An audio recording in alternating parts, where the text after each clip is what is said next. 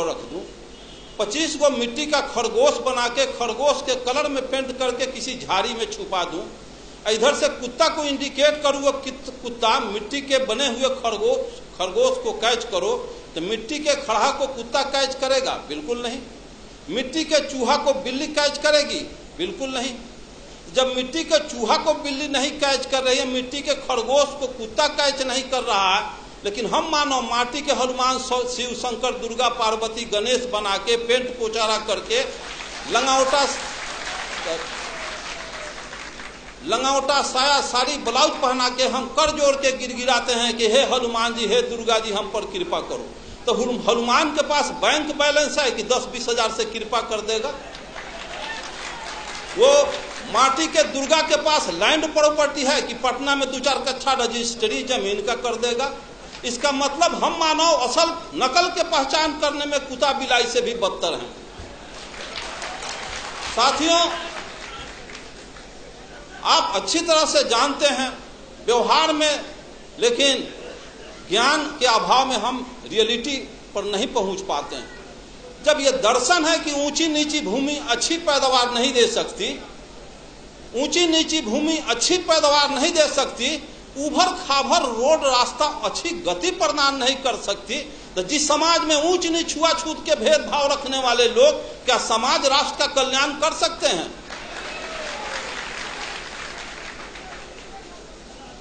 ब्राह्मणवाद का सबसे बड़ा हथियार शराब और वरदान। ऐसे क्यों हो गया?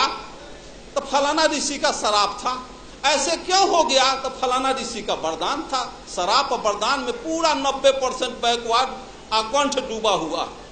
मैं पूछता हूं, जिसको बाबा साहब अम्बेडकर ने कहा है कि जो कौम अपने पूर्वजों का इतिहास नहीं जानता वो कौम अपना भविष्य निर्माण नहीं कर सकता, एक्चुअली मार्क्स ने कहा है कि पॉलिटिकल पावर, मार्क्स ने कहा है कि Marx told that revolution engine of history, क्रांतियां इतिहास की इंजन होती है। भारतीय परिवेश को समझा, यहाँ 3 बीमारी थी और बीमारी के पहले डॉक्टर दवा का इन्वेंशन नहीं करता, बीमारी के बाद दवा बनती है।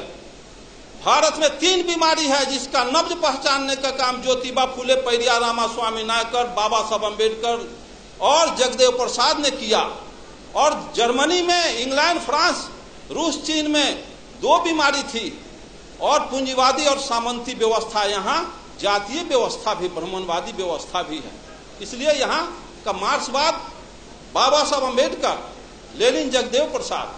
तो मैं पूछता हूं कि जब ऊंची नीची भूमि अच्छी पैदावार नहीं दे सकती, उसी तरह से इतिहास जानो, 712 ईस्वी में अरब के ब्राह्मणवाद का यही तकाजा है, यही बहुत बड़ा कि शिव के त्रिशूल से बचबा, विष्णु के चक्र से बचबा, इंद्र के वज्र से बचबा, जम के दंड से बचबा, लेकिन पंडित जी के शराब से न बचबा। चंद्रलोक पर भी चले जाओगे, धह लकड़ी लेखन जड़ जाओगे। तो 712 इतिहास देखो, 712 ईस्वी में अरब के मोहम्मद बिन कासिम 6000 पलटन लेके सिंध के दाही राजा पर हमला बोल दिया। दाही राजा की 60,000 पलटन धूल चाट के हार गई। 1026 में गजनी 30,000 फौज लेके पंजाब, राजस्थान होता गुजरात पहुंचा। वहां ब्राह्मणवाद के प्रबल दूत सोमनाथ के मंदिर को ध्वस्त कर दिया। 3 लाख क्षत्रिय सेना हार गए। हिस्ट्री में पढ़ा था, सभी देवी देवता सोने चांदी के थे। 80 को खच्चर, गधा, हाथी पर गजनी, सभी शिव, शंकर, दुर्गा, पार्वती को सोने चांदी को ढाह के मार मुकदर के कचूमर निकाल के ले गया अफगान। फिर 1193 में गोरी के 12,000 फौज के सामने पृथ्वीराज चौहान की 80,000 फौज धूल चाट के हार गई। सभी मंदिरों को ढा दिया, देवी देवता कबाड़ के ले गया। फिर पानीपत की पहली लड़ाई 1526 में त्राइन के युद्ध में बाबर के 12,000 फौज के सामने राणा संगा की 60,000 फौज धूल चाट के हार गई। तो एक तरफ कहते हो कि शिव के त्रिशूल, विष्णु के चक्र, इंद्र के वज्र, जम के दंड से बचोगे, पंडित के शराब से न बचोगे। तो 712 में हार गए, 1026 में हार गए, 1193 में हार गए, 1526 में हार गए। देश गुलाम हो गया, देवी देवता लूट गई, बहु बेटी लूट गई, मार के गजरा मुल्ली की तरह काट दिया गजनी। और किसी को सरापना नहीं था कि गजनी गोरी को अंग्रेज को शराब देता तो बॉर्डर के वहीं पर लकड़ी लेखन धह धह जड़ जाता। तो ये शराब किसके लिए? ये तो कोयरी कुम्हार कानू कलवार तो यहाँ मुल्हर पर फंसौले बारी, गुह गोबर खिया के, अब पेशाब पिला के, यही हमारा दही चूड़ा खिलाएगा, यही दान दक्षिणा देगा। चलो उससे तक शराब। मैं पूछता हूँ कि इसमें इस रास्ते से बिजली की तार गई है, इसमें करंट प्रवाहित हो तो उसको तार को छुएगा आज तो करंट आज मारेगा कि 6 महीना के बाद मारेगा? तो जब सोमनाथ के मंदिर में सोने चांदी के देवी देवता गजनी के बाल नहीं टेढ़ कर सका तो गिट्टी छड़ सीमेंट का हनुमान मेरा बयाना बिगाड़ क्या देगा?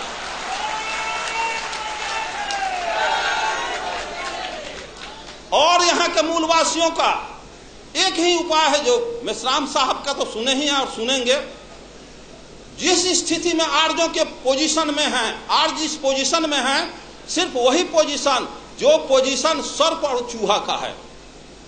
सर्प जाता है चूहे के बनाया हुआ घोंसला में, घर में बिल में प्रवेश करता है और घरवैया को, उसके बाल बच्चा को भी खा जाता है, उसको भी खा जाता है और घरवो दखल कर लेता है।